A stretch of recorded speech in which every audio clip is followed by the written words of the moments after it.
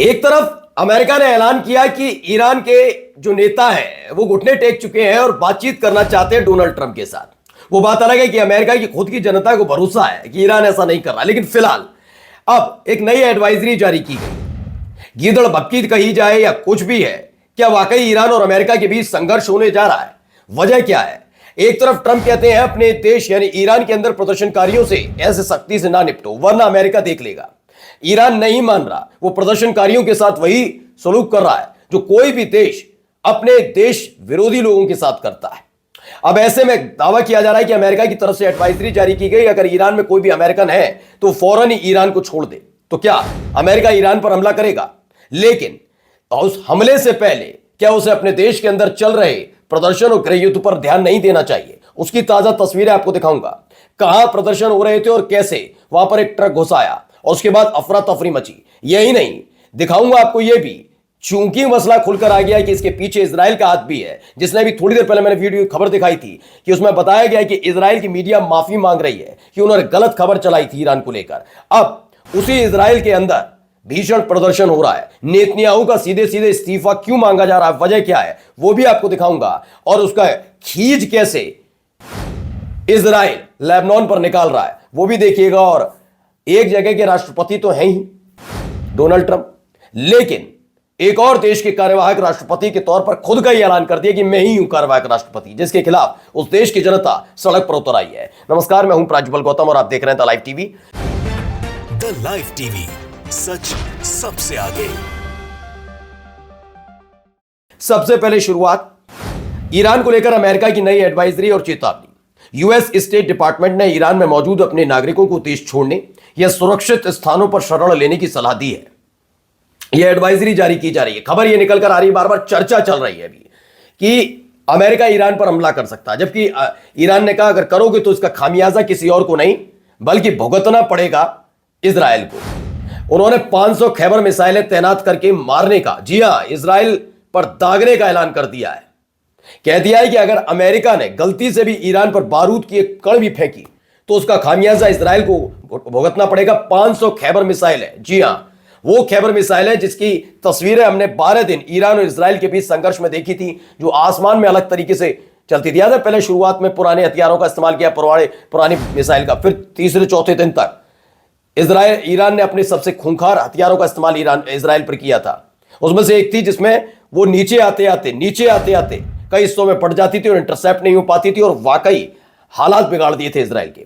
उसी का इस्तेमाल करने की ऐलान ईरान ने कर दिया है। खैर आगे देखिए, अमेरिका के विदेश विभाग ने कहा कि ईरान में प्रदर्शन तेजी से बढ़ रहे हैं, जबकि ऐसा नहीं है।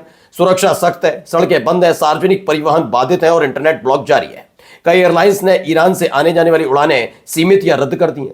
कुछ ने 16 जनवरी तक सेवाएं निलंबित की हैं। महत्वपूर्ण चेतावनी दी गई है, अमेरिकी नागरिकों को इंटरनेट आउटरीच के लिए तैयार रहना चाहिए। सुरक्षित हो तो जमीन के रास्ते से अमेरिका या तुर्की जाने पर विचार करें, अर्मेनिया या तुर्की जाने पर विचार करें। यूएस ईरान ड्यूअल नेशनल्स को ईरान से ईरानी पासपोर्ट पर ही निकलना होगा। ईरान दोहरी नागरिकता को मान्यता नहीं देता और ऐसे नागरिकों को केवल ईरानी नागरिक माना जाएगा।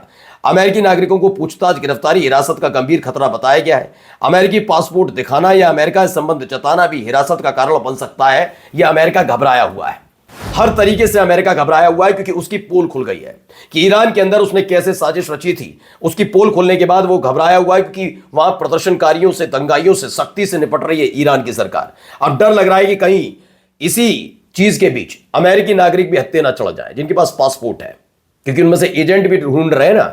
फिलहाल मोसाद का एजेंट कौन, अमेरिकन एजेंट कौन, इन तमाम चीज, CIA का एजेंट कौन, ये ढूंढे जा रहे हैं। अब ये सब तो हो रहा है अमेरिका के, मैं क्या हो रहा पहले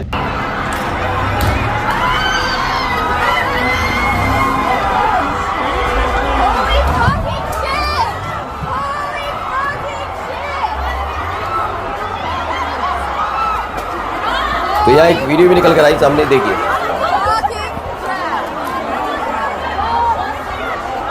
तो अमेरिका के लॉस एंजलिस में ईरान सरकार के विरोध में निकाले मार्च में ट्रक घुसा, कई लोग घायल हो गए। ये एक वीडियो और निकलकर सामने आई, जरा ये देखिए। इसमें भी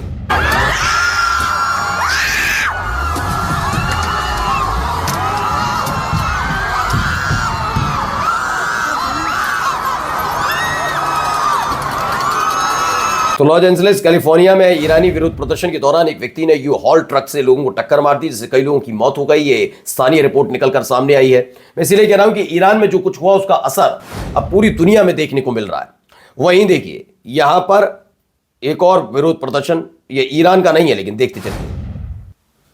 बेतहाशा भीड़ आपको सड़क पर नजर आ रही है। कितनी भीड़ है, आप देखिए कितनी भीड़ है, भीड़ ही भीड़, दूर दूर तक आपको लोग ही लोग नजर आएंगे। देखिए जहां तक नजर जाती है वहां तक लोग ही लोग नजर आते हैं। ये हालात पैदा हो गए वहां पर। ये देखिए कितनी भीड़ है, कितने लोग हैं।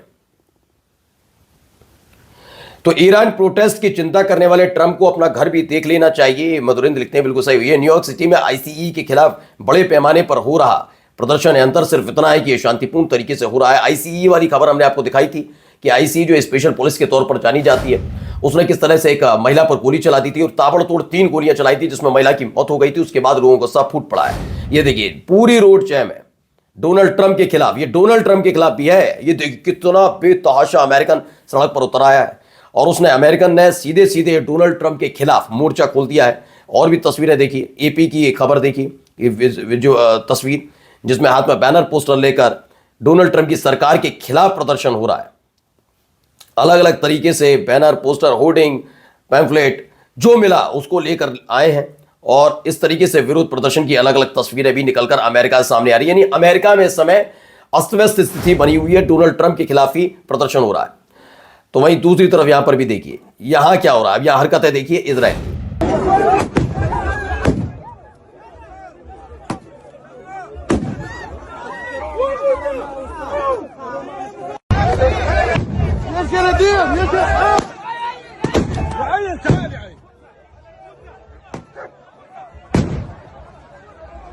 एक शादी समारोह चल रहा था यरूशलेम में, तो तभी वहां पर इजराइल के ट्रुप पहुंचता है।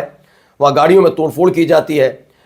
जो दूल्हा है उसे किडनैप कर लिया जाता है और दूल्हा दुल्हन को किडनैप करके आया था और गोलीबारी, ग्रेनेड का इस्तेमाल किया जाता है बच्चों पर, इन तमाम लोगों पर यह होता है। वहीं इजराइल भी छूता नहीं है। वहां पर भी प्रदर्शन की कुछ तस्वीरें देखी है। इजराइल के झंडे हाथ में, ऐसा नहीं किसी और देश का झंडा हाथ में उठाकर यह प्रदर्शन किया जा रहा हो, लेकिन नेतन्याहू सरकार से के खिलाफ खड़े हैं और नेतन्याहू का इस्तीफा मांगती है। भीड़ की तस्वीरें देखिए, SOS इजराइल का जो प्रतीक चिन्ह है वहां पर, और पूरी भीड़ ही भीड़ नजर आएगी। यानी अमेरिका के साथ साथ इजराइल में भी हालात ठीक नहीं है। सेव इजराइल फ्रॉम नेतन्याहू, ये बैनर, पोस्टर, ये तमाम चीजें लेकर आप देख सकते हैं। हाथ में झंडे हैं भारी तादाद में और देखिए कितनी बेतहाशा भीड़ नजर आती है।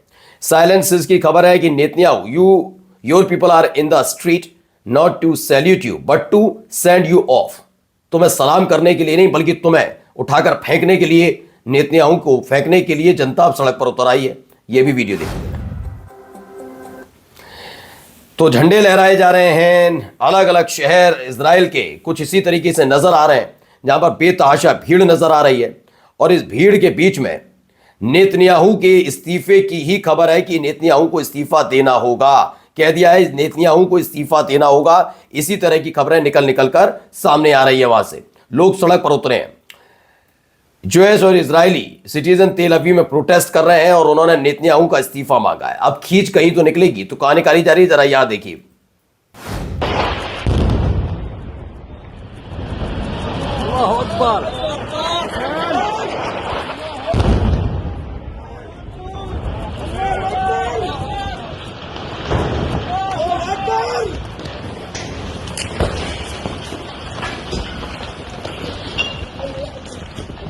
तो देखिए साउथ लेबनान में लगातार बमबारी हुई और इस बमबारी में जबकि सीज फायर चल रहा है, फिर भी अब तो 1 साल से ज्यादा का वक्त बीत गया, क्योंकि 2024 नवंबर में सीज फायर हुआ था। उसके बावजूद भी लेबनान को ऐसे ही दहलाया जा रहा है। ये देखिए एक और वीडियो।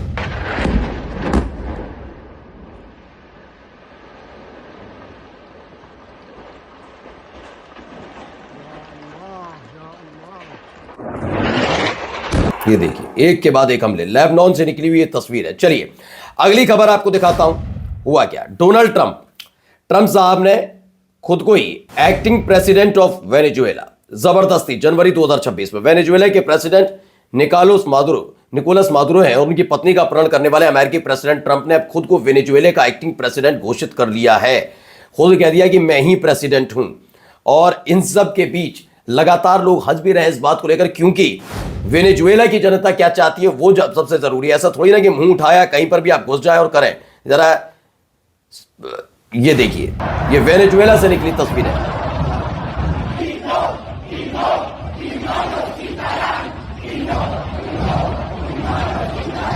तो ये वेनेजुएला की जनता सड़क पर उतरी है। उसने अमेरिका की गुलामी को एक्सेप्ट करने से मना कर दिया कि हम किसी भी कीमत पर अमेरिका की गुलामी बर्दाश्त नहीं करेंगे। और देखिए, जरा देखिए, यहां एक बहुत बड़ी बात है, जरा देखते चलिए। I've been a Labour voter my entire life. You have failed to be the opposition. You have failed to ask whether lockdown sorry, was there's a functioning. car just behind. Can we just? Do you understand? Should we You- go on in? Thousands of people have died because you have failed to do your job and ask the real questions. Well, I am telling you now, and I hope this goes out, you have failed this country. That man! तो PM Starmer यहां से बाहर निकलो, मोदी होते आतंकवादी हो जाता। लेकिन फिलहाल आर्टिकल 19 ने लिखा है। लेकिन मैं बता रहा हूं कि क्या पीएम है स्टारमर, उन्होंने वो पहुंचे थे एक पब में, कैफे में जाना चाहते थे, ब्रिटेन के पीएम है। और वहां जो पब का मालिक था, कैफे का मालिक था, उसने उन्हें भगा दिया। उनसे कह दिया कि तुम एक विफल राजनेता हो, ना प्रधानमंत्री अच्छे ना, और जब तुम विपक्ष में बैठे थे तब भी तुम अच्छे नहीं थे, मेरे यहाँ आने की तुम्हें जरूरत नहीं। अब सोचिए, किसी राष्ट्रीय अध्यक्ष के साथ किया जा सकता है?